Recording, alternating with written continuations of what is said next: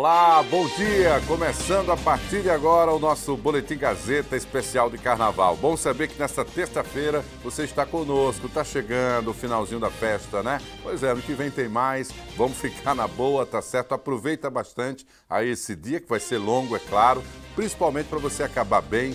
Toma muito líquido, é fundamental, muito calor, né? Aí na cidade chove em alguns pontos, mas claro, o calor é o que predomina. Espero que esteja tudo bem com você. É bom saber que você está por aqui conosco a partir de agora, claro, para acompanhar também o nosso programa. E a gente não poderia deixar de começar essa terça-feira falando ainda de carnaval. A gente vai abrir o programa falando justamente sobre o Pinto da Madrugada, em especial sobre uma história, né? O maior bloco aqui das prévias carnavalescas do estado de Alagoas, ele já passou aí a ter uma pessoa que se destaca sempre, todos os anos, justamente aí por conta da sua participação no Pinto da Madrugada. É o porta-estandarte, né? É quem desfila todo ano, já está ali com a sua imagem totalmente associada ao bloco. A gente mostrou as suas fantasias aí de sucesso, além, claro, de contar toda a sua história. Vamos conhecer agora. E se o assunto é Pinto da Madrugada, a gente precisa conversar com uma pessoa muito especial. Hoje a gente vai invadir a casa do professor Heraldo Ferraz, que há 27 anos é o porta-estandarte do Pinto. Vem comigo. Boa tarde, professor, e olha só como ele está nos recebendo. Sejam bem-vindos, bem-vindas. Muito caráter maravilhoso. E ele foi nos recebendo assim, caracterizado, pronto para cair na folia. E não era para menos, é que esta paixão do professor Heraldo pelo carnaval nasceu quando ele ainda era bem pequeno. Mas desde pequeno, porque eu resgatei uma foto, pena que eu ia trazer para cá para mostrar a vocês, porque eu peguei uma foto do meu pai, né, comigo no colo, eu fantasiado de índio, que coisa mais linda, né, que hoje é indígena, né, aquela fantasia que é tradicional, né, indígena. E aí pronto, mamãe mesmo evangélica, papai não era evangélico, mas ela acompanhava, né, porque minha mãe teve 21 filhos e educou 15 e carregava tudinho para a Conda Boa Vista, lá em Recife, na ponte. Tem uma foto minha na ponte, eu no braço do meu pai, fantasiado, né, de índio. Então uma coisa linda. E eu acho que desde pequeno, né, já vim com esse gosto. Agora, eu era fulião, né, agora tenho uma responsabilidade. Há 27 anos eu assumo uma responsabilidade bem maior de levar alegria na avenida. E foi chegando a Alagoas que, de folião, ele foi promovido a porta-estandarte do Pinto da Madrugada.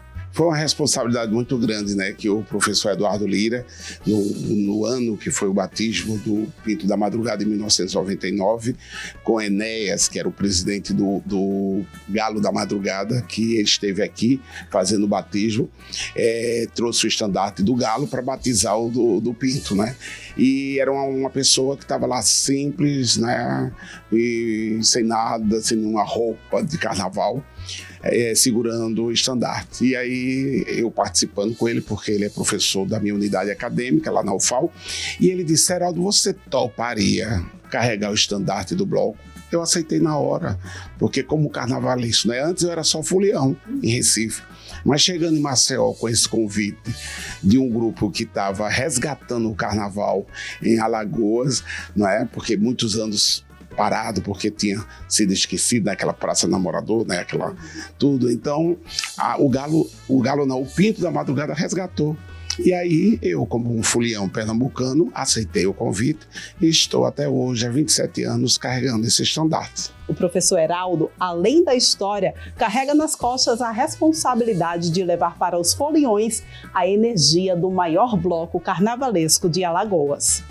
E não é para qualquer um, não. A preparação para aguentar mais de 5 horas de desfile começa bem antes. Exercício físico, né, que eu faço de segunda a sexta, faço hidroginástica, faço pilates, e isso tem ajudado, né?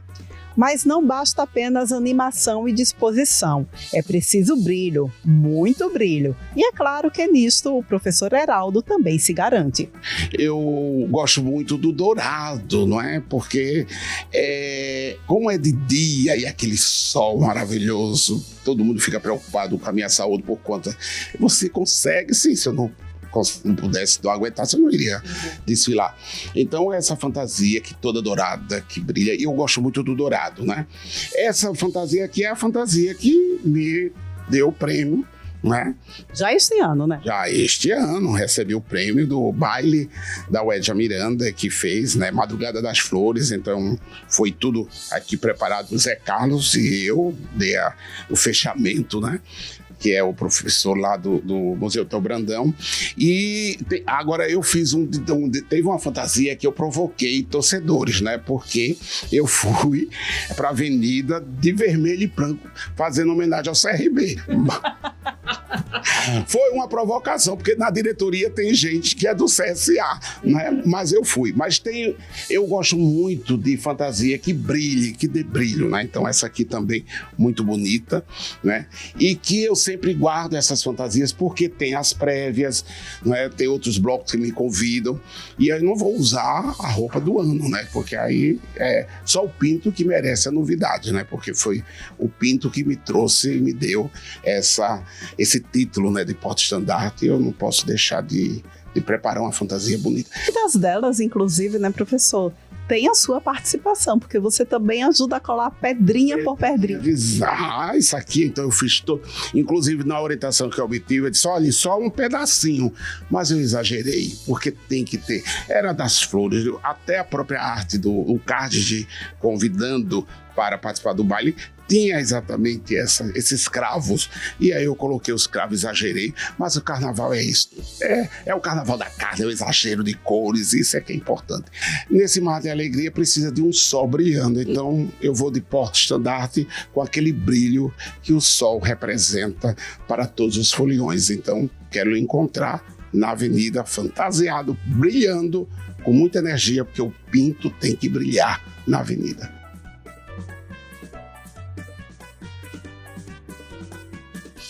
É isso, professor Heraldo já entrou aí realmente para a história do Bloco Pinto da Madrugada e, claro, figura, né, carnavalesca também do nosso estado. Parabéns, sempre bom reencontrá-lo. Saúde, feliz ano todo, professor, para que o senhor possa aí ter energia também para vir no próximo ano com toda essa animação. E a gente segue falando de carnaval, mas agora também falando de tradição, e uma tradição que por pouco, né, não chegou ao fim. Eu estou falando da história aqui de um bloco que carrega justamente a alma e principalmente a amizade dos amigos do bairro de Bebedouro. Eu estou falando do Bloco da Raposa. A gente está recebendo aqui no estúdio um dos fundadores, o Manuel Nascimento, e o bloco sai de Bebedouro, desfilou ontem também, já no final de semana, já na Massagueira, e a camisa aí, ó, desse ano, homenageando a Copa, é uma camisa que já serve para o Carnaval e também para a Copa do Mundo. Manuel, você que tem essa ligação não só com o esporte,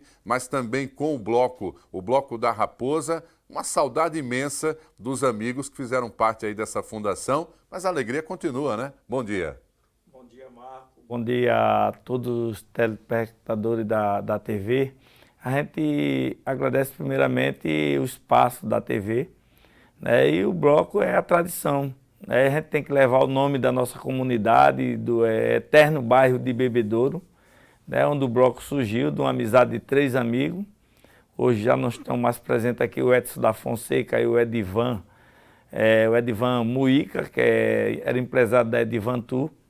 E a gente, enquanto está aqui, vai honrar e deixar a vida me levar, né? Desde o início a proposta foi reunir os amigos, ser de referência no bairro e valorizar também o Clube Cruzeiro, né? Afinal de contas, a Raposa é o mascote do Cruzeiro. Com certeza, foi a ideia do Edivan, de colocar o nome do bloco de Bloco da Raposa, porque a gente existiu o Cruzeiro de Bebedouro, filiado à federação, fundado em 1973, e o bloco surgiu e foi colocado Raposa porque era o mascote do bloco.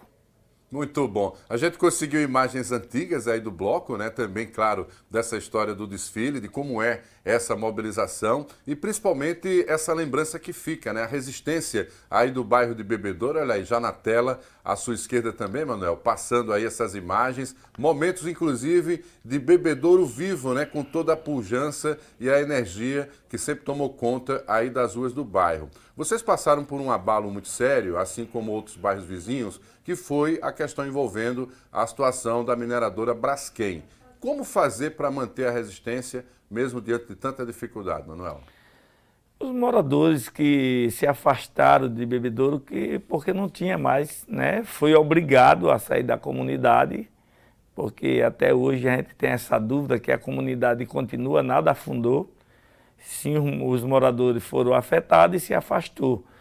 Eles mesmo continuam, mesmo em outras comunidades, dando apoio e a sustentação ao bloco. Ah, né? legal. Então, assim, a gente pretende estar aguardando só a Prefeitura de Maceió, junto com a Braskem, revitalizar o Frechal, para que a gente possa retornar para a comunidade de Bebedouro, que será no Frechal de Baixo. Então, essa entrevista sua é um marco, porque esse ano você já teve a saída lá na Massagueira, é uma tradição também levar essa animação para lá, e a perspectiva da retomada, Carnaval 2027, a Raposa de volta às origens.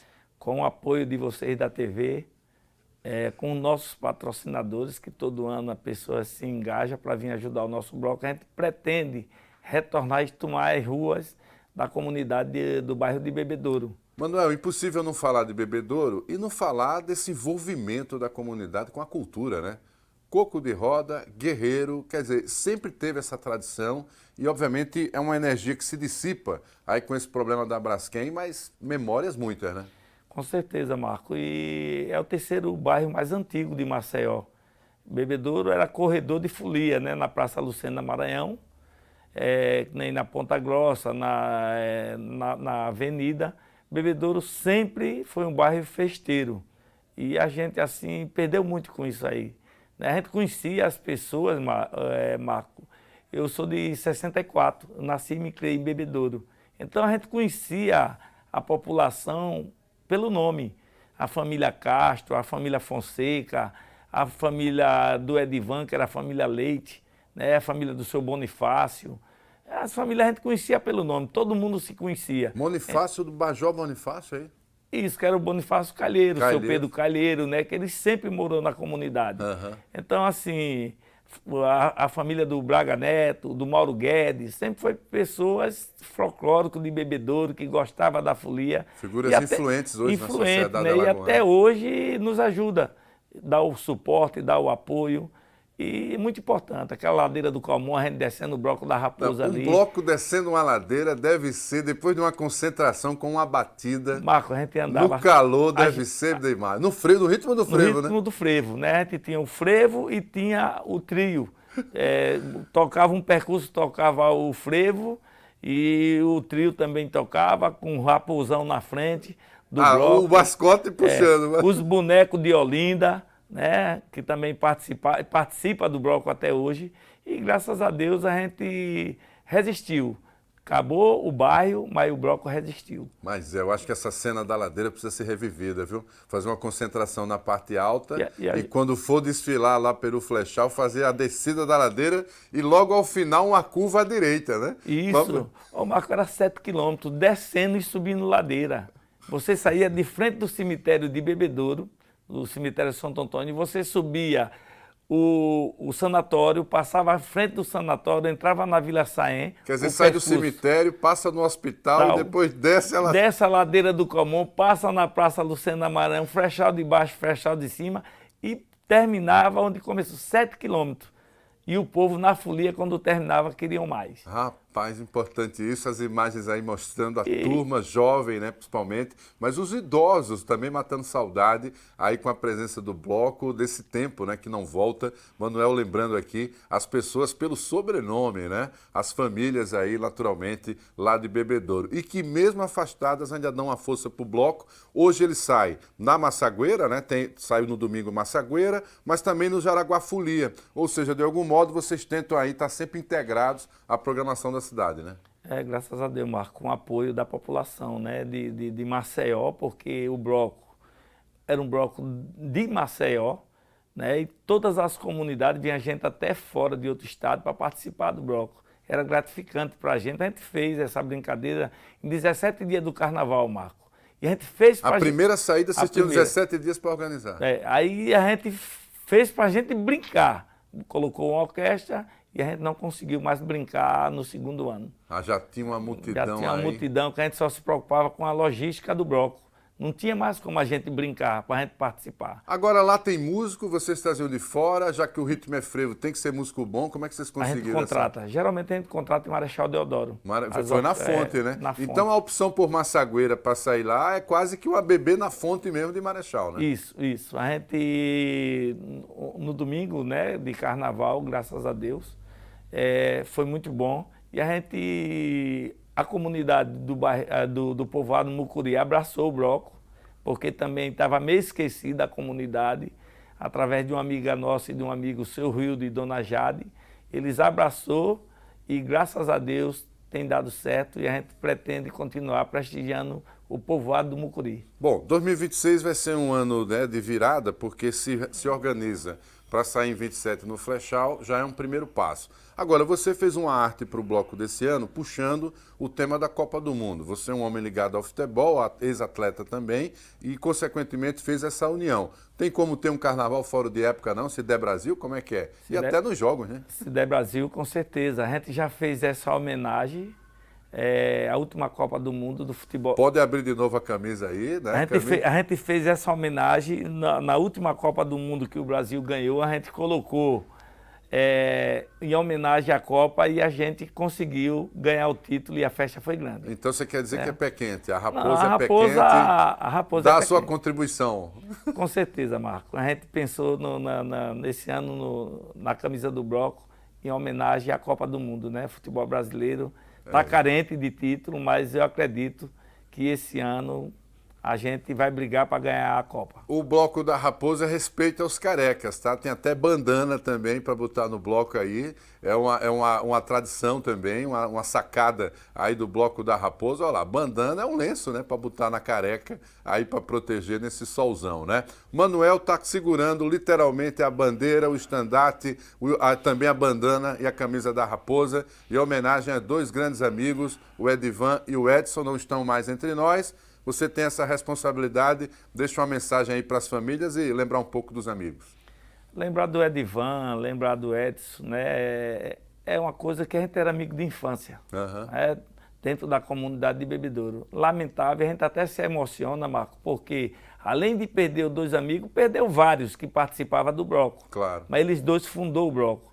O Edson deu a ideia, idealizou, e o Edivan, ele fez a logística, eu só fiz dar o apoio, né? O popular era você, os caras davam a estrutura. Ele deu a ideia e eu segurei a onda de conseguir patrocínio, com a amizade que a gente tinha no futebol e dar aquele suporte para eles. E o bloco até hoje, 20 anos, e a gente quer no próximo ano, se Deus quiser e permitir, a gente retornar à Rua de Bebedouro com o apoio de vocês da TV. A gente agradece, tem gratidão por vocês, porque todos os anos vocês cobriram o bloco da Raposa. E a Liara confirmou que foi repórter fazer matéria lá também. E a gente tem uma matéria que a Gazeta chegou, a gente saía de meio-dia, a Gazeta chegou 10 da manhã, ficou até 5 horas da tarde acompanhando o bloco. Eu nunca vi um negócio daquele. E a gente não entendeu por que a Gazeta deixou de cobrir, não estava cobrindo em outros cantos, mas deixou uma equipe com a gente. E quando foi às 18 horas no programa Faustão, o bloco foi quem apareceu. O Carnaval de Maceió, o bloco da Raposa foi quem apareceu no programa da TV Globo. O auge foi o programa de Maceió, do foi o bloco da Raposa. Mas, rapaz, e a gente tem gravado até hoje essa matéria da TV Gazeta, cobrindo o bloco. Muito bom. Manuel Nascimento, obrigado pela sua presença. Vamos se articular para, claro, dar esse apoio na volta em 2027. Torcer que a Raposa seja pé quente para a Copa do Mundo e, claro, desejar para você aí um feliz ano todo, tá bom? Que a gente possa voltar a se encontrar mais vezes. Até uma próxima. Obrigado, Marco. Obrigado a toda a equipe da TV. Ai, meu Deus, carnaval é coisa séria, né? Você pensa que não mexe com as emoções, mas claro, emociona muito esses encontros de amigos, essa energia que fica justamente para esse período, tá? A gente continua falando de carnaval, a terça-feira está muito propícia aí para isso, é porque nesse período todos os foliões tendem a dar uma quebrada no regime, né? Sair ali um pouco fora da curva e principalmente consumindo alimentos vendidos nas ruas, né? O que pode, de algum modo, levantar algum risco, tá? Levar risco também de infecções alimentares, principalmente quando não há cuidado no preparo, né? E você tem que estar atento também ao modo como isso está sendo conservado. A Vigilância Sanitária, ela reforça justamente o alerta para a população quanto à questão dos alimentos. Vamos conferir.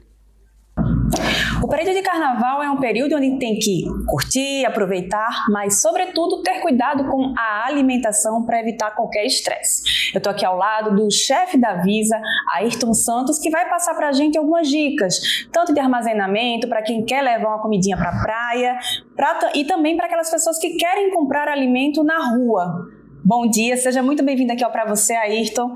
Primeiro falando das pessoas que querem fazer aquele lanchinho, levar para a praia, mas passa o dia inteiro lá, às vezes com sol, muita temperatura muito alta, para não ter nenhum problema intestinal. Pois não, a vigilância sanitária de olho vivo sempre fazendo bem a população de Maceió. É claro que é um período que é muita movimentação e, com certeza, a Vigilância Sanitária de Maceió, além dos cursos de boas práticas que nós fizemos com toda aqueles comerciantes ali em torno da praia ali, faixa de areia e calçadão, para que eles realmente trabalhem com um local bem higienizado e, sobretudo, oferecer um produto de qualidade. Os foliões, agora no período de carnaval, precisa realmente ter muita cautela, cuidado ao se dirigir no estabelecimento, que seja um ambulante, ou restaurante, ou pizzaria, ou hotéis. Eles precisam realmente ter cautela, cuidado, procurar sempre locais bem higienizados, seus funcionários observar o uso dos EPIs e a questão de armazenamento e a questão de acondicionamento também. É muito importante ver a questão de bebidas em lata também, ver a higienização, porque, claro que já aconteceu, o ano passado morreu pessoa, a questão de leptospirose lá na capital de Pernambuco, Recife, e a gente precisa realmente ter essa cautela. Esses ambulantes precisam realmente respeitar o direito do consumidor e a vigilância sanitária presente e orientando, fazendo custo e boas práticas para que eles ofereçam realmente um produto de qualidade. E é um período onde vocês também reforçam ainda mais, né, a fiscalização. Em relação àqueles ambulantes que vendem coisas na praia, na areia mesmo, né? A gente sabe que tem alguns alimentos como, por exemplo, camarão, são alimentos complicados, né? Então, assim, se você pudesse dar uma dica para as pessoas que vão comprar, seria o cheiro, a aparência, o que é que poderia identificar um alimento que não está bom para consumo? Claro, a vigilância sanitária fiscaliza todos esses ambulantes que ficam ali na faixa de areia e calçadão. Já como eu falei anteriormente, eles precisam realmente ter um cuidado redobrado em relação a esse camarão, aqueles ambulantes que andam vendendo camarão, queijo até. Sim. Todos os produtos de origem animal, ele precisa ter o CIA, que é a inspeção estadual. Então, a vigilância sanitária tem muita cautela em relação a essas orientações. Por exemplo, ao se dirigir a uma barraca que vende camarão e queijo, vocês precisam tomar o cuidado, realmente verificar se ele está bem armazenado, se tem refrigeração no local e, sobretudo, a questão dos EPIs de todos os funcionários. Quando você vê a pessoa com a camiseta já fora de cor, suja, não se aproxime do estabelecimento desse, veja como está ali o local, se está bem higienizado. E a gente sabe que infecção intestinal, dá dor de cabeça, febre, vômito, a pessoa se desidrata muito rapidamente e a pessoa pode ir até a óbito. A orientação é que esses foliões, agora no período de carnaval, tomem bastante água. A questão do protetor solar é muito importante. Não compre nada clandestino, porque existe um risco muito grande de ser falsificado esses protetores, né? Sim. Se dirigir sempre a uma farmácia, a drogaria, para que não traga prejuízo à saúde das pessoas. E é interessante isso que você falou da questão da barraca, porque muita gente já vai direto para a cadeirinha, pega ali o cardápio, pede a comida, mas não olha lá, né? A cozinha da barraca, né? O pessoal que está manuseando, a forma como está, isso é muito importante, né? Claro, hoje todos os consumidores deverão ter cuidado em relação à questão da higienização, sobretudo em cada local desse. Nós já atendemos mais de 90 mil pessoas em curso de boas práticas para todos esses comerciantes, esses ambulantes. Sobretudo também orientamos também aos nossos consumidores distribuição de panfletos para que eles realmente saibam o que traz risco, não traz risco, e eles, com a vivência que tem, dá para ver realmente um local tranquilo, bem higienizado e esses produtos bem armazenados e bem refrigerados também. Quando você, por exemplo, quando você observa que tem coco verde no chão, por exemplo, não compre naquela barraca, né? É preciso, quando você tem uma faca enferrujada também, não adquire esse produto, porque traz risco à saúde das pessoas. A orientação da vigilância sanitária é cada vez mais se aproximar de todos os nossos ambulantes para que ele respeite realmente os nossos consumidores, tanto os turistas quanto os nossos alagoanos. E para quem quer denunciar, para quem presenciou alguma prática realmente irregular, como é que faz para contatar a vigilância sanitária aqui? Para denunciar para a vigilância sanitária de Maceió, o nosso WhatsApp funciona 24 horas, pode mandar mensagem de texto ou fotos no 8752-2000, 8752-2000, nós vamos estar sempre à disposição da população de Maceió. Que bom, muito obrigada. São dicas importantes, né? Vale curtir o carnaval sempre, mas com todos os cuidados para que a festa seja linda e bastante proveitosa. Ninguém merece, né, acabar a folia ou chegar na quarta-feira, de fato, com problemas aí decorrentes do alimento que consumiu sem qualidade. Por isso que esse alerta vale para o ano todo. A gente está focando aqui no carnaval porque você costuma ficar mais desatento, né? Mas não pode, principalmente com crianças e idosos, porque questão de infecção intestinal não é brincadeira, tá? Olha, longe disso. Vamos para um rápido intervalo. Daqui a pouco a gente volta com a sequência do Boletim Gazeta. Até já.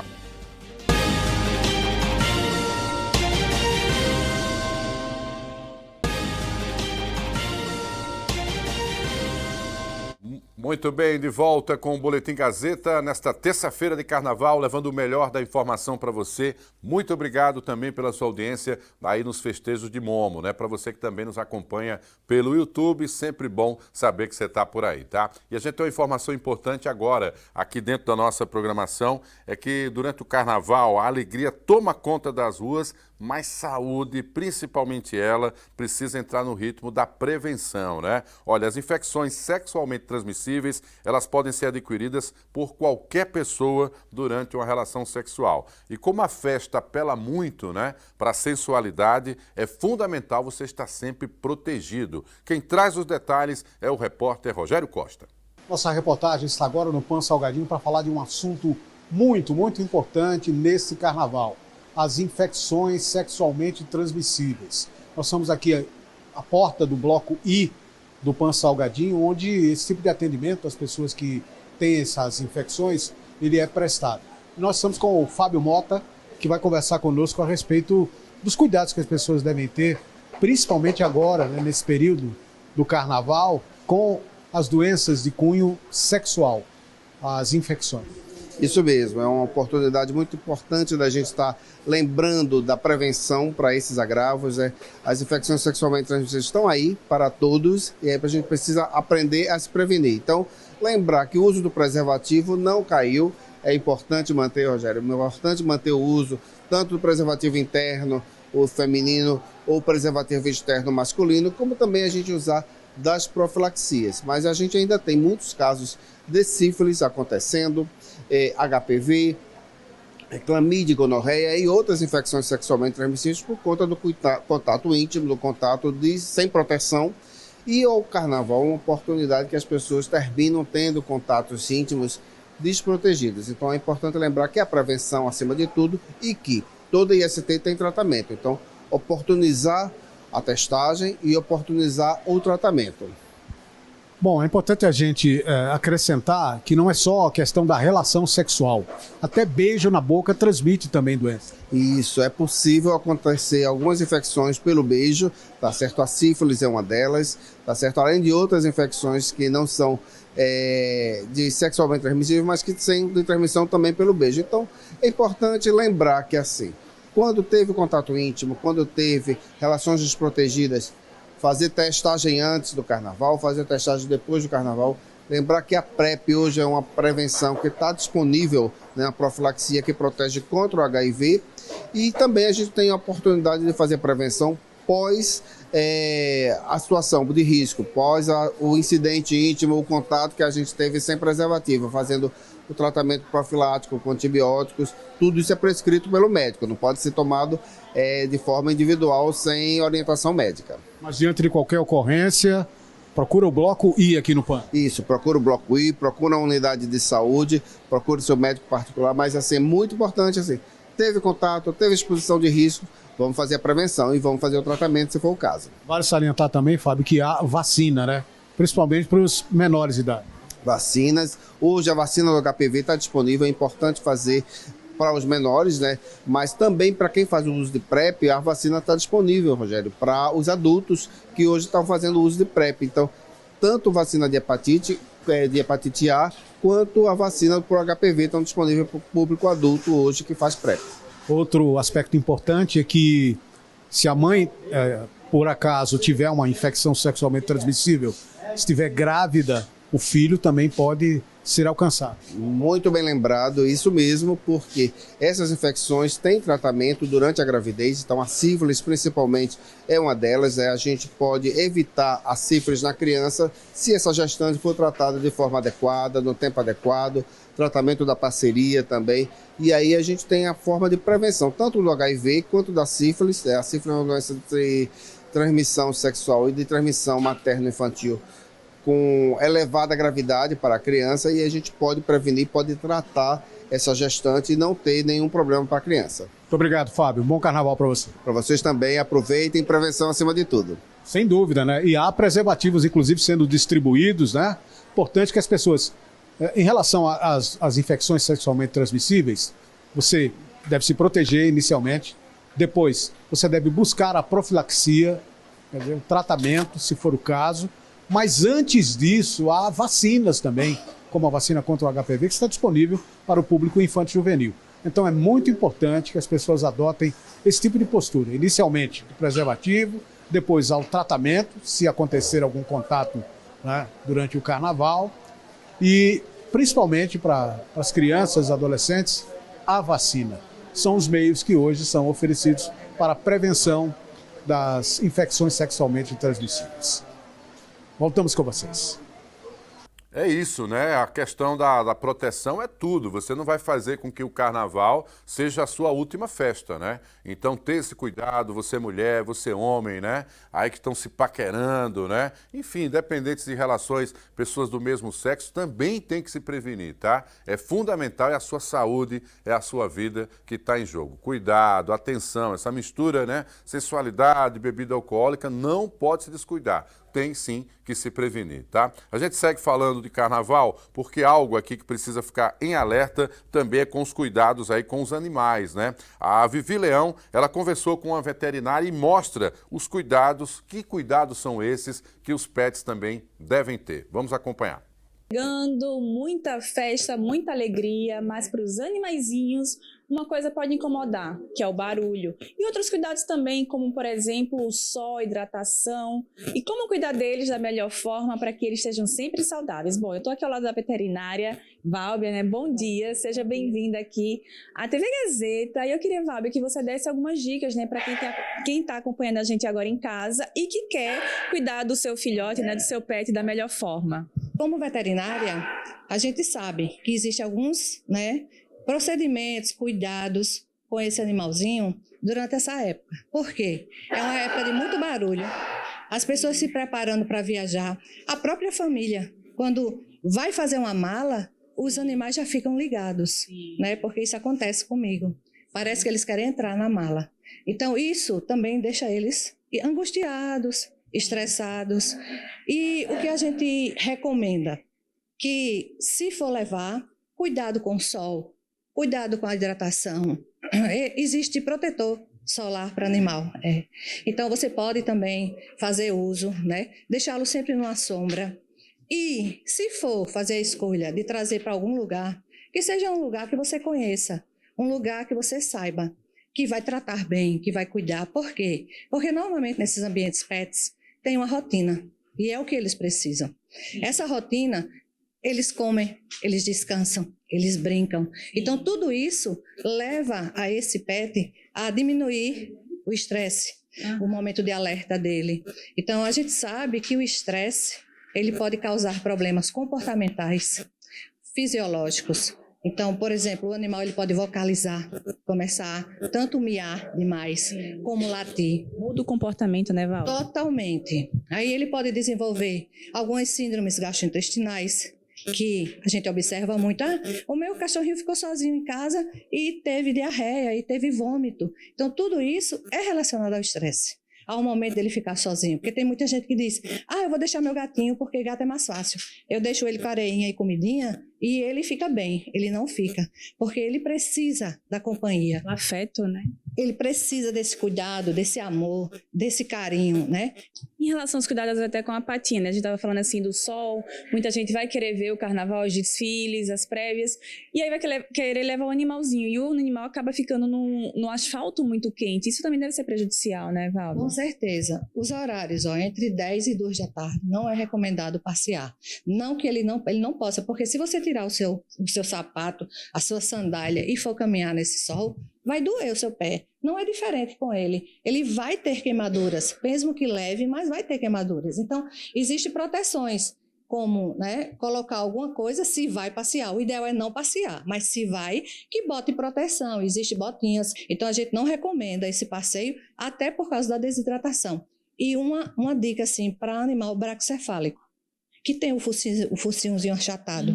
Esse animal, ele precisa de mais cuidados, mais atenção. Ele não pode passear no sol de 10 às 2, porque ele pode vir a ter uma hipertermia, né? E causar alguns problemas, alguns danos pulmonares, cardiovasculares, e você perder esse animal.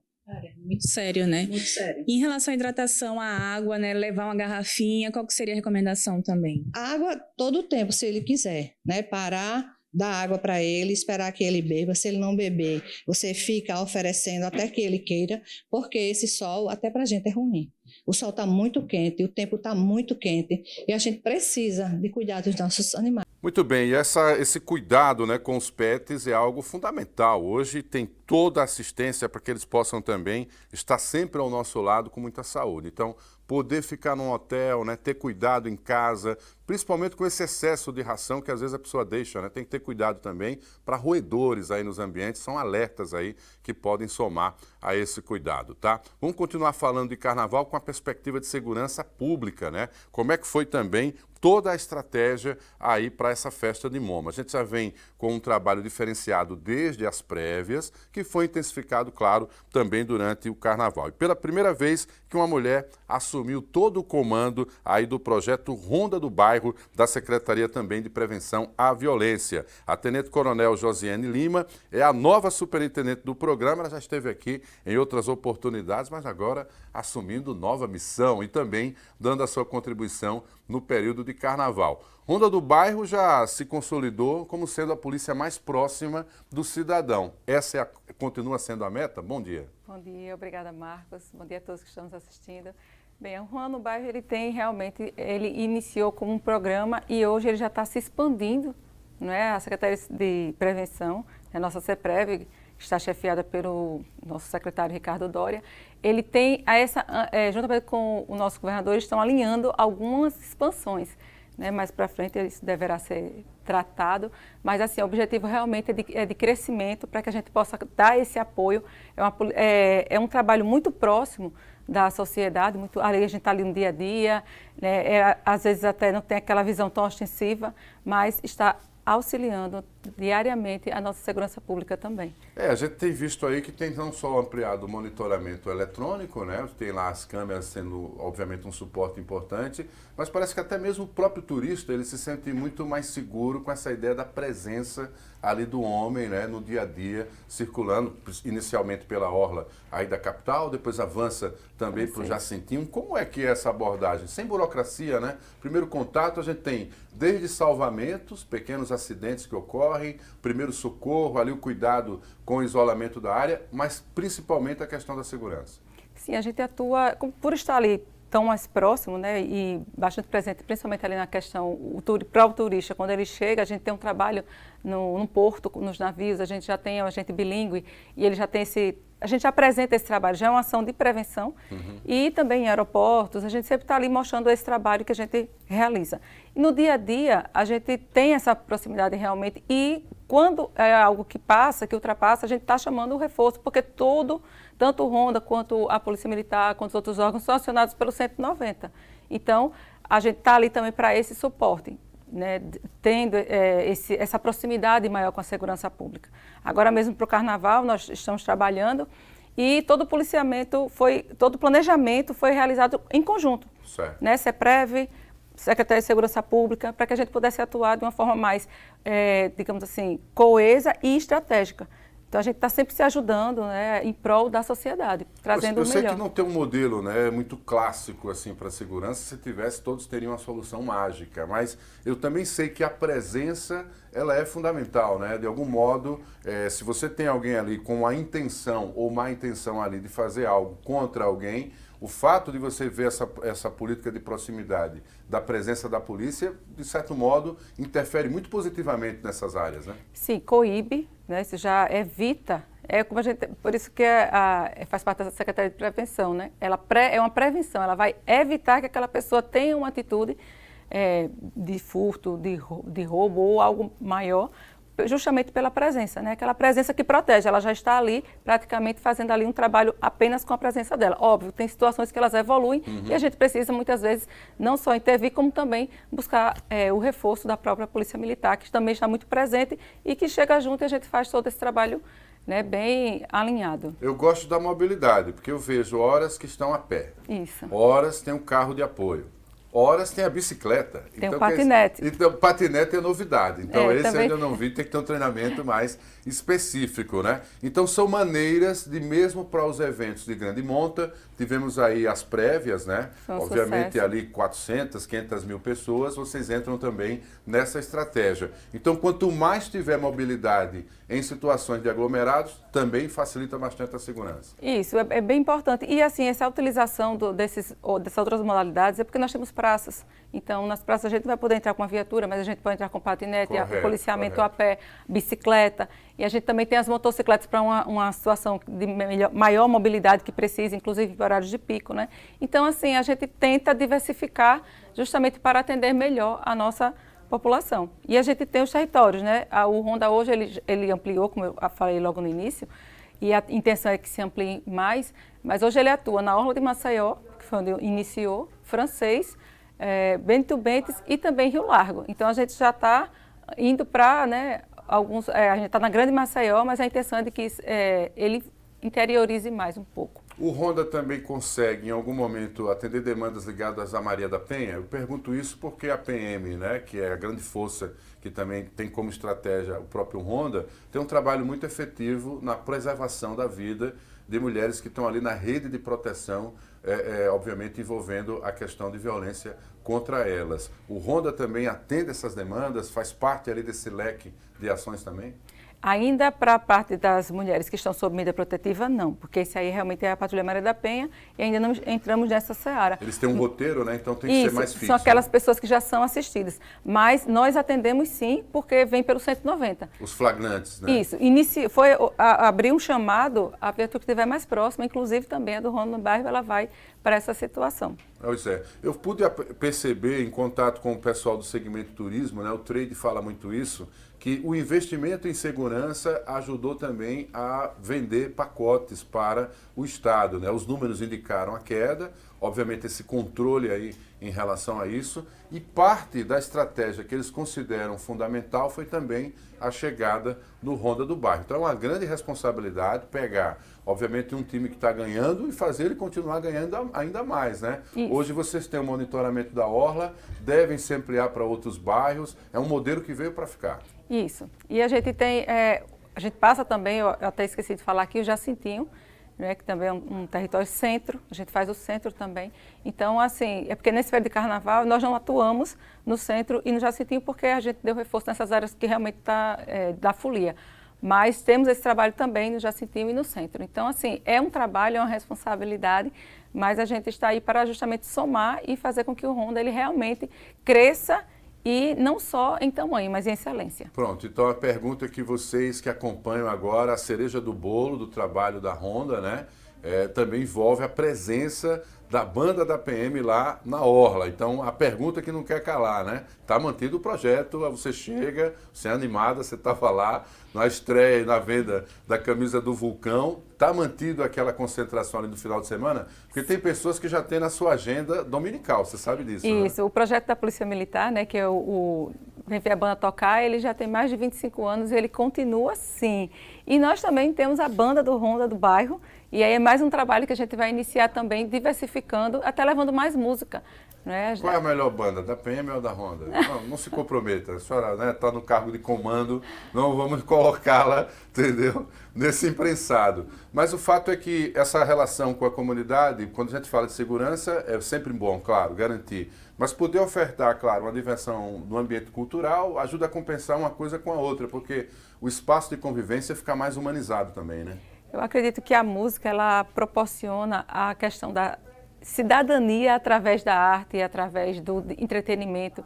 E a gente consegue também levar para aquele local que muitas vezes só vai o braço do Estado, ou de prevenção, ou de repressão, também um pouco de diversão, né? Um pouco de... Até as pessoas saem do trabalho e quando chega ali, final de tarde, está tendo uma tocata da banda, nossa, enche, porque as pessoas estão ali realmente tentando descansar um pouco a sua mente e também ver um outro lado das forças de segurança, da própria CEPREV também, que tem diversos trabalhos, né? A gente tem Anjos da Paz, a gente tem Corações da Paz, desculpa, a gente tem vários trabalhos que a gente faz com a comunidade.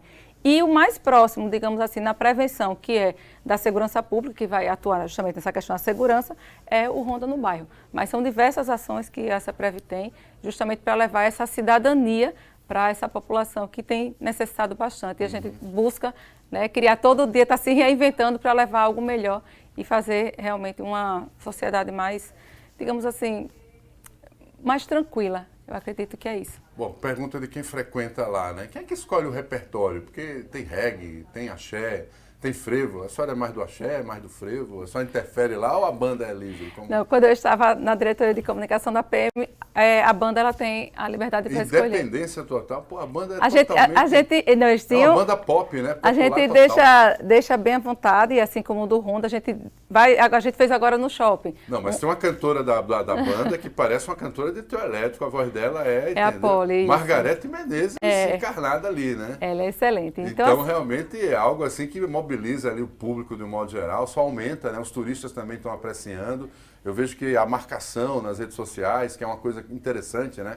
A segurança, ela se integra quando você faz uma apresentação cultural e vira notícia espontânea, porque as pessoas vão estar compartilhando ali direto. Quer dizer, mais comunicação direta é impossível, né? Geralmente é um carro-chefe de qualquer instituição, é você ter esse trabalho próximo da sociedade, levando cultura, entretenimento. Então, tanto a Polícia Militar quanto o Ronda no Bairro e o Corpo de Bombeiros também tem bandas excelentes e que fazem esse trabalho de aproximação mesmo. É um trabalho de levar aquilo que a gente tem, mostrar o outro lado daquela instituição. Às vezes só vê o trabalho formal, mas a música, ela transforma. Pois é, faça lá um encontro de bandas, você Vou vai fazer. ver agora a sua gestão marcada também por esse trabalho. Bom, desejo sucesso, né? Mais uma missão, sei que você encara todas que lidam aí com muita seriedade, essa de muita proximidade, né, com a sociedade de um modo geral, esse relacionamento com os empresários também da região, quer dizer, sugestões que possam vir, um apoio também para esse trabalho. Onde é que fica a sede do Ronda no Bairro? Quem quiser fazer visitas, quem quiser conhecer, trocar experiências, como é que faz para entrar em contato com vocês? A Ronda no Bairro ela fica sediada no Poço, próximo à Praça Maravilha, E nós temos as bases, né? A gente tem a base do Bento Bentes, que é lá na base também do 5º Batalhão, nós temos em Rio Largo, a base do Honda, temos no centro o ponto de apoio em frente ao Palácio, né?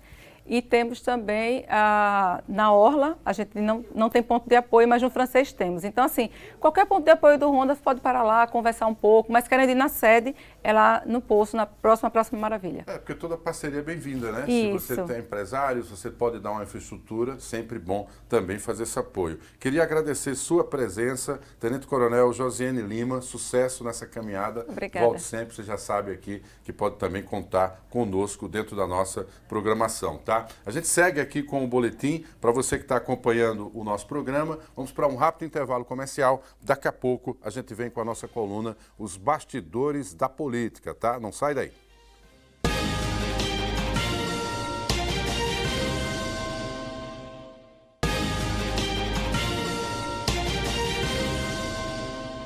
De volta com o Boletim Gazeta, a informação não para, tá? Também no Carnaval, principalmente as informações dos bastidores da política. Com isso, a gente sabe que tivemos que mobilizar Tiago Gomes, né, que está acompanhando todos os detalhes também. Tiago, muito obrigado pela sua presença em pleno Carnaval aqui no nosso programa. Mas apurando informações, você descobre que integrantes da direita aqui de Alagoas já articulam inclusive um ato anti-Lula e contra ministros do STF. Aliás, bem radical, eles querem o impeachment, né? Isso. Bom dia, Marcos. Bom dia a todos que estão acompanhando o boletim nesta terça-feira de Carnaval.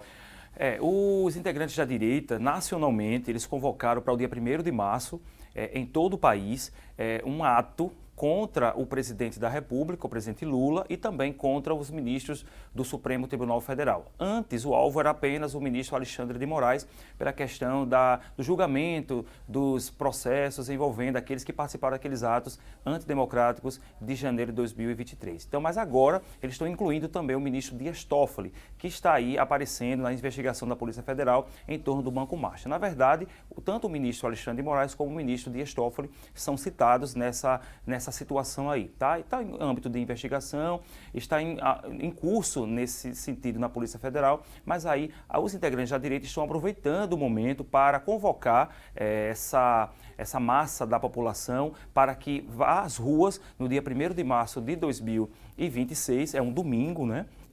E aqui em Alagoas, esse ato está sendo organizado pela direita também, e aí leia-se de passagem o vereador por Maceió, Leonardo Dias, que já anunciou nas redes sociais também, convidando as pessoas para as 9 horas da manhã do dia 1º de março, um domingo, ali no corredor Vera Arruda, onde geralmente eles se concentram ali no bairro de Jatiuca, parte baixa aqui de Maceió, para esse ato. Vai ter um trio elétrico, como sempre eles vão fazer. Pede para que todos vão de camisa da seleção brasileira, né, camisas amarelas. Enfim, um ato para marcar esse momento em que eles estão reivindicando a tirada do presidente Lula, então, do processo eleitoral. Eles querem que Lula não dispute, contra as decisões do presidente da República e também contra os ministros Alexandre de Moraes e Dias Toffoli. Na verdade, estão querendo que eles sofram um processo de impeachment. Vários processos nesse sentido, pedidos, já foram feitos lá no Congresso Nacional, todos eles ali guardados na gaveta do presidente do Congresso Nacional, a quem cabe destravar esse processo, de fato aceitar a denúncia e liberar esse processo de impeachment. Por enquanto não há nenhuma articulação nesse sentido, é mais um ato para que eles vão convocar a direita para que essa discussão ela não fique apenas concentrada lá em Brasília, ganhe o movimento nas ruas e claro que eles vão aproveitar, já que esse ano é um ano eleitoral, vão aproveitar para ter visibilidade, né? Para mostrar que eles estão defendendo essas bandeiras e para que os eleitores fiquem de olho com a mente fresquinha na hora de votar nas eleições deste ano. Já existem 20 pedidos só para o ministro Dias Toffoli, né, que na semana passada deixou a relatoria do caso Master, e é esse escândalo, né, basicamente, que está também sendo combustível para essa mobilização, né? Há toda uma articulação em nível nacional, o Leonardo está sendo porta-voz por aqui. Tem o deputado federal por Minas Gerais, o Nicolas Ferreira, ele também publicou um vídeo nas redes sociais, ele queria passar para você acompanhar, na verdade é um chamamento que ele faz, reforçando aquilo que nós já falamos agora há pouco. Vamos ver. Tá todo mundo vendo isso acontecer. E ainda assim, o Alcolumbre, que é presidente do Congresso, se nega a instalar a CPMI para investigar o Banco Master. Já protocolamos o pedido de impeachment do Moraes, do Toffoli, com todos esses novos fatos, e ainda assim, nada é feito. E antes de mais nada, alguém pode dizer, Nicolas, se a gente tirar um ministro, o Lula vai indicar o outro, não vai valer de nada. Eu não vejo dessa forma. No filme 300, o Leônidas, ele acerta o Xerxes, que era considerado um deus, e ele diz o seguinte, até mesmo um deus pode sangrar. O objetivo do impeachment é mostrar que até os deuses de toga não são intocáveis. E que se derrubarmos um, o outro também pode. E vai ser assim com todos cometerem os crimes e trair o povo. Por isso, e mais do que nunca, chegou a hora da gente acordar mais brasileiros. Mostrar que não vamos ser cúmplices dessa impunidade. Não tem condições a gente ver tudo isso acontecer e achar que meia dúzia de traidores da nação é maior que todo o Brasil. Então, pela dosimetria, para a gente pacificar o nosso país, pelo fim da impunidade e para dar um basta na corrupção, fora Lula, fora Moraes, fora Toffoli. Ninguém aguenta mais.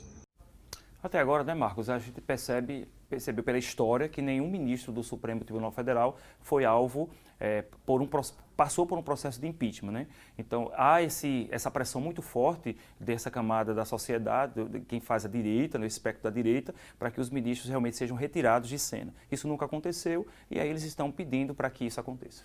E na história também, nunca nenhum candidato a ministro foi reprovado, né?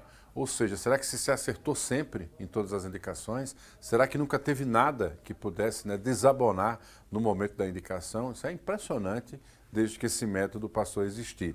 E foi essa pressão da opinião pública, a partir da situação que se agravava em direção a Toffoli, que fez 10 ministros semana passada se reunirem para convencê-lo de que ele tinha que deixar a relatoria, sob pena, obviamente, da opinião pública continuar esse massacre virtual contra o próprio Supremo, né? Esse assunto não se esgota aqui, Tiago vai estar atento, a gente vai trazer, claro, outros desdobramentos. Mas vamos falar também sobre o poder político local, porque na cidade do Pilar, em função aí de articulações que já existem para o processo eleitoral desse ano, pelo menos duas grandes forças políticas da cidade devem se enfrentar em torno de uma cadeira de deputado federal, Tiago?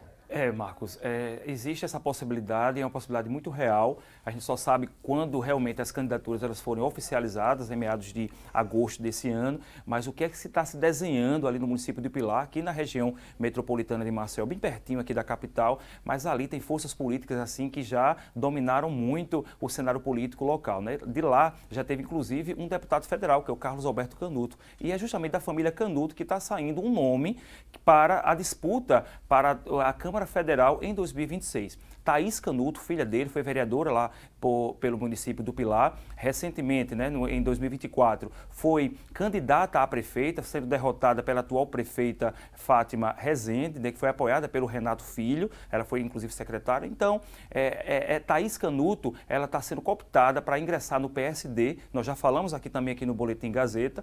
E ela pretende disputar uma vaga na Câmara Federal. E ela vai, na disputa, dentro dos votos ali do município do Pilar, com o Renato Filho, o ex-prefeito da cidade, que saiu do mandato, né, depois de 2 mandatos consecutivos, com aprovação lá em cima. Mas como está sem mandato, tem apenas a mãe dele como um braço ali na política, né, alguém que fortalece o seu nome ainda, e ele também é muito presente nas redes sociais, ele vai tentar um mandato também na Câmara Federal. Ele, desde quando saiu do cargo de prefeito, que ele está dizendo para as pessoas próximas a ele, também nos bastidores, que ele tem esse interesse de ser candidato a deputado federal. Poderia até sair do MDB, não vai sair mais, nós já conversamos com ele, ele disse que vai se manter no MDB e já disse isso para o senador Renan Calheiros, que é presidente do partido. Então vai se manter no MDB, então vai ser uma disputa ali do mesmo espectro político, porque o MDB e o PSD são controlados aqui em Alagoas pelo mesmo grupo político, né? O MDB pelo senador Renan Calheiros, a família Calheiros,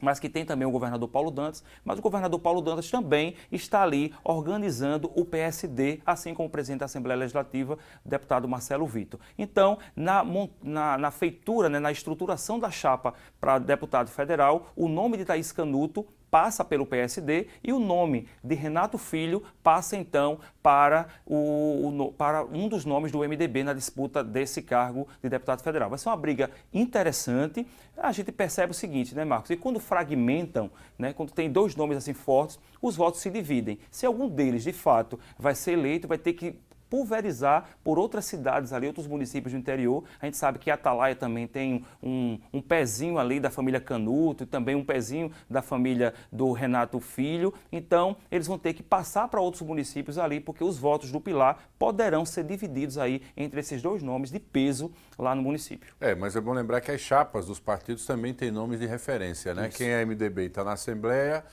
pode tentar pleitear a Câmara Federal, e quem é MDB que já está na Câmara Federal vai querer voltar também. Isso. Então, obviamente, eles não vão conseguir impedir, por exemplo, que outros candidatos consigam votos na própria região onde atuam, né? Ou se amplia, se pulveriza, ou realmente fica muito difícil, muito complicado. Falar aqui sobre o trabalho legislativo, porque agora, pós-carnaval, teremos o retorno da Assembleia, mas a Câmara pode ser que não volte dia 19, o que aconteceu? Vamos falar primeiro da Assembleia Legislativa, né? Depois do recesso parlamentar, a Assembleia Legislativa se organizou direitinho, votou a lei orçamentária lá em dezembro, fez o recesso parlamentar completo. Era para ter, assim, regimentalmente, tinha a previsão de se voltar no início de fevereiro, mas aí então eles decidiram, já ainda quando teve a decretação do recesso, eles retornarem no dia 19, que é a quinta-feira após o Carnaval, né? Daqui a 2 dias então. Então eles vão retornar os trabalhos no horário regimental, na sessão que está marcada para as 16 horas desta quinta-feira, e dentro do espectro ali da Assembleia Legislativa tem os projetos que são de interesse do governo, inclusive o governador Paulo Dantas ou alguém ligado a ele são aguardados para essa sessão de abertura dos trabalhos legislativos de 2026. Geralmente, quando há essa abertura dos trabalhos, o governador vai pessoalmente à Assembleia Legislativa para reforçar aquela aliança, né, aquele entendimento que sempre teve, né, aquela abertura que sempre teve com o poder legislativo, essa amizade que ele nutre com os seus colegas, que já foram colegas aí em tempo que ele era deputado estadual. Então, ele deve ler a sua mensagem governamental, fazer um balanço da gestão. Ele vai estar iniciando aí já iniciou o último ano do mandato dele, então provavelmente vai ampliar essa conversa aí com a casa, pedir o apoio para que esses projetos de interesse do governo sejam votados ao longo desse ano. Certamente, né, Marcos, a gente sabe que o governador Paulo Dantas não tem nenhuma dificuldade dentro do âmbito da Assembleia Legislativa, porque a maioria absoluta é pró-governo, tá? Então, esse é o caso da Assembleia Legislativa, que volta os trabalhos na próxima quinta-feira. No caso da Câmara, já foi divulgado no Diário Oficial do município, na última sexta-feira, um decreto, né, do presidente da Câmara, Chico Filho, suspendendo os trabalhos no dia 19. A sessão estava sendo convocada para o dia 19, mas isso não vai acontecer, porque vai ter um ajuste ali no painel eletrônico, Marcos, um ajuste no painel eletrônico da Câmara dos Vereadores. Então, por isso, foi necessário, então, que o presidente anotasse isso, fizesse uma anotação para o Diário Oficial, foi publicado, então a sessão na próxima quinta-feira vai estar sendo suspensa, retornando então na outra semana na Câmara Municipal de Maceió. A Câmara, nós lembramos, que não teve recesso parlamentar, eles ficaram ali negociando, articulando a questão da lei orçamentária anual e também as contas do ex-prefeito Rui Palmeira. Como isso só aconteceu no final de janeiro, eles precisaram retornar já agora no começo de fevereiro.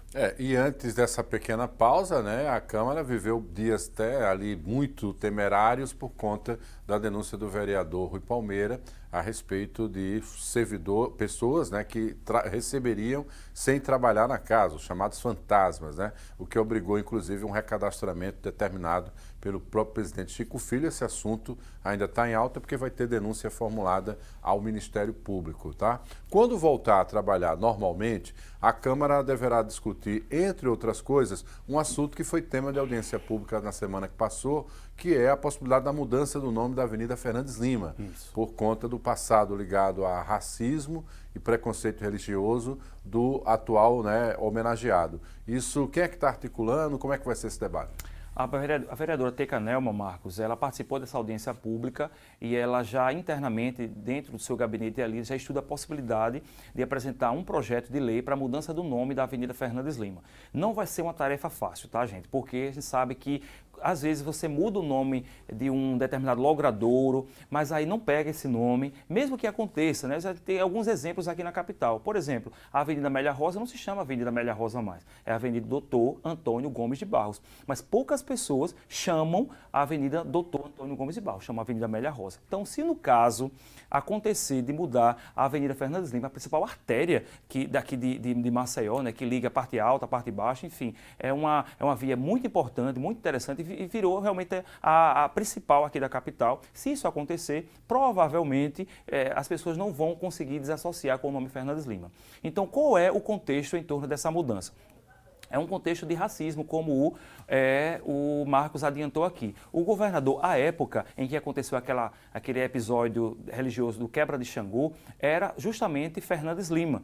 E, segundo os historiadores, né, pessoas que estavam ali estudando isso aí, ele foi um dos que autorizaram, né, que estavam ali nesse contexto aí do Quebra de Xangô, um dos participantes. Enfim, é uma questão a se avaliar historicamente, religiosamente. É um contexto assim que quem está transitando nessa área aí da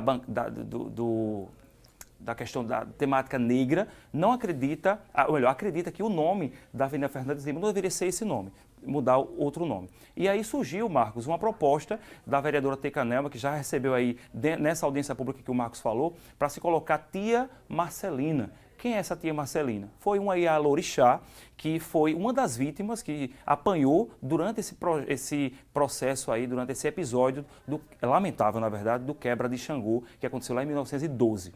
Então, essa discussão ela vai ser levada para a Câmara de Vereadores. Por enquanto, a Teca Nelma, que é do PT, ela só tem o apoio declarado do seu colega de federação, que é o Charles Ebert, recém-empossado ali na Câmara, ele era suplente, mas ela vai tentar convencer outros colegas ali, ele sabe que tem uma resistência muito forte a essa questão de mudança, pode ser que ela não consiga avançar, mas a discussão vai tocar aí logo após o Carnaval, Marcos. Polêmica garantida, né? Então, pós-Carnaval, você relaxa agora, descansa, mas já tem essa polêmica aguardando, né? A casa precisando discutir plano diretor, mas vai aí também ter esse tema, né? E mesmo sem ter chegado o texto lá do plano, mas vai entrar nessa outra polêmica. Vamos falar da Assembleia Legislativa, porque o deputado estadual Marcelo Vitor reafirmou a necessidade do retorno de Renan Filho como candidato ao governo, inclusive confirmando sua candidatura, ou seja, está todo mundo, obviamente, ali muito centrado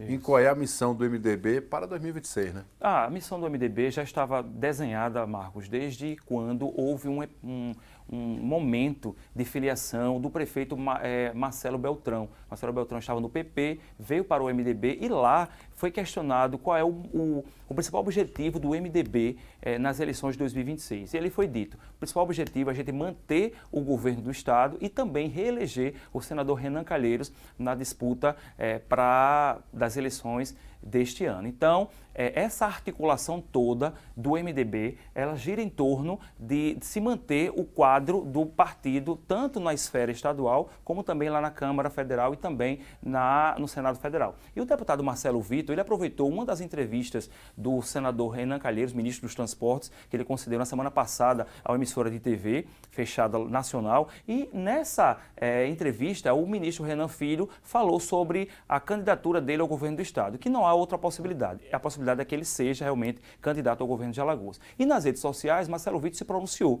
Ele não é muito de falar, mas quando ele fala com muito direcionamento, tá? É uma fala muito contundente do deputado Marcelo Vitor, que faz questão de aqui reproduzir para vocês, tá? Ele diz o seguinte: ao contrário do que desejava a turma que vive caçando likes vazios, mas não tem capacidade de articulação política, nem entrega resultados concretos, Renan Filho será sim candidato ao governo de Alagoas. Política se faz com diálogo, experiência e capacidade de transformar projetos em obras e avanços reais, não apenas com discursos e redes sociais. O MDB de Alagoas, partido com história e serviços prestados ao Estado, escala seu melhor quadro. Renan Filho já provou como governador que sabe equilibrar as contas, investir e fazer o Estado avançar.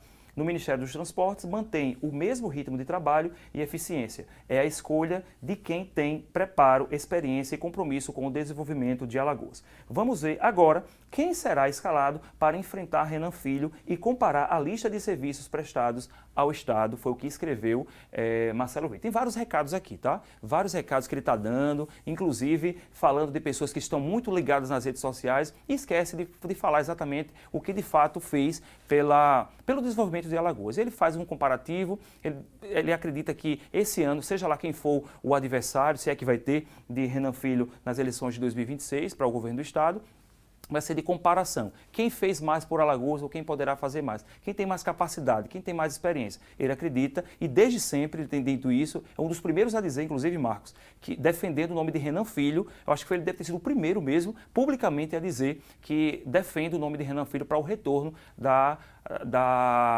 do Palácio República dos Palmares. E também porque foi fruto desse acordo com o próprio governador Renan Filho, que o próprio presidente Marcelo, que também estava na linha sucessória para assumir o Estado, chega ali aquele momento muito relevante que foi a escolha da casa de quem seria o governador tampão, né, para completar o mandato do próprio Renan Filho. Então, foi um governo e uma gestão que contou com apoio muito eficaz da Assembleia, cria relações a partir disso e, posteriormente, valorizando esse trabalho, é de onde sai exatamente o nome do atual governador Paulo Dantas, até então um parlamentar. Então, agora, no retorno de Renan, é uma disputa importante, se do outro lado realmente JHC encarar esse desafio, não deixou claro se o quer, basicamente quem está no seu entorno é quem está bancando, mas é uma disputa fundamental, pode determinar a continuidade ou não da carreira de um ou de outro, né? Por conta do processo de disputa. Por falar em carreira, na Assembleia, pais e filhos estão se entendendo aí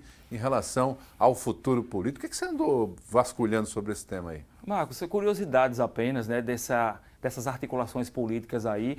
Aí, às vezes, essas conversas que existem nos bastidores, elas giram em torno, assim, de um líder partidário, de outro, um político de mandato com um político sem mandato. Mas e quando essas discussões políticas elas estão dentro de casa? Quem vai disputar a eleição? Tá? Então, nós temos pelo menos 2 casos que nós trouxemos aqui para a gente comentar um pouquinho, que é o caso lá da região norte do estado, falando da deputada estadual Flávia Cavalcante e do seu pai Cícero Cavalcante, né, que já foi prefeito, já foi deputado. E aí, toda a articulação do momento agora é que Cícero Cavalcante, ele dispute a vaga na Assembleia Legislativa. E aí Flávia Cavalcante ficaria no entorno ali, ou vai para uma disputa federal, ou ficaria ali apoiando o pai dela nessa disputa. Então, eles se entenderam em casa, os dois conversaram e disseram assim, olha, eu vou dessa vez, você fica aí quietinha no seu lugar. O mesmo vai acontecer, então, na família Vanderlei, né? Uma família tradicional também, o prefeito de Cacimbinhas, o ex-prefeito de Cacimbinhas, Hugo Vanderlei, foi presidente da AMA também, uma liderança fortíssima naquela região de Cacimbinhas, Estrela de Alagoas, e vai, então, falou com o pai dele, doutor Vanderlei, que já disse que não queria mais ser nada, não quer mais ser um médico conceituado aqui de Alagoas, é político, já foi vice-governador de Alagoas também, e agora vai deixar a cadeira reservada para o filho. Se vai ser eleito ou não, a gente não sabe, mas para a disputa vai. Então, é uma disputa interna ali, eles conseguiram se organizar internamente e vão disputar essas eleições aí na família. Disputar não, né? Celebrar. Celebrar, dizer celebrar. Assim. Grande Tiago Gomes, olha, essa é informação de bastidor importante. Ninguém ainda tinha sacado essa movimentação, Tiago foi em busca dela. Obrigado por essa semana. Obviamente, já até aqui no Carnaval, a gente volta a se encontrar amanhã com mais informações, tá? Olha, quanto a você que nos acompanhou nesta terça-feira, muito obrigado pelo carinho da sua audiência. De fato, estaremos amanhã com toda a nossa programação normal, levando mais informações para você. Beijo no coração, até lá.